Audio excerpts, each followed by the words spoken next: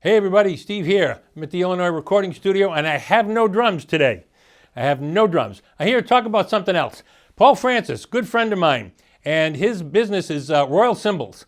And I've known Paul for, oh boy, long time, 20 years I think, probably, close to it. Anyway, Paul and I go back when I had the New York store. Paul spent his career, he spent about 30 years at Avidus Zildjian. And or Avidus Zildjian, if I want to pronounce it correctly. Paul would correct me. And he spent a long time there, and many of the Zildjian sounds that you hear and play today are models that were created by him, which is very, very cool. So fast forward, and Paul decided a couple of years ago he's going to go off and do things on his own, which I thought was great. And actually, I couldn't think of anything better to do because he's got a great feel for this. He's a genius at it. So he went out and started. He's a preeminent cymbal craftsman. I can't think of anybody better. And he started his business, which is now Royal Cymbals.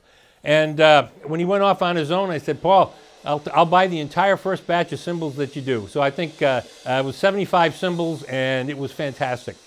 And Paul really has an ear for creating the sounds that you like. And I'll give you a quick example of this. When we used to do a Zildjian Day in our New York store, and we still had that New York store, and this is before COVID. The last Zildjian Day we did, we'd call up Paul and say, Paul, you know, our customer base is like this, and this is the kind of stuff we're looking for, rides and hats and whatever. And Paul would make them, he'd make them to our customer specs, and that last one before COVID, so that was November 2019, Zildjian shipped down 180 cymbals, and we sold 80 cymbals in one day. That's how good they were. So, you know, you got to love it. So now Paul's off on his own, and he's making Royal cymbals, and they're fantastic. Now, right now, I've sold many of them here, but right now, we've got about 55 of them down at Forks Drum Closet in Nashville. Paul went out there, spent a couple of days out with the crew, and what he did for those cymbals was he made those along the lines of what the Nashville market likes in terms of sounds, just like he did for us in New York when he did the ones for us out there when he was at Zildjian.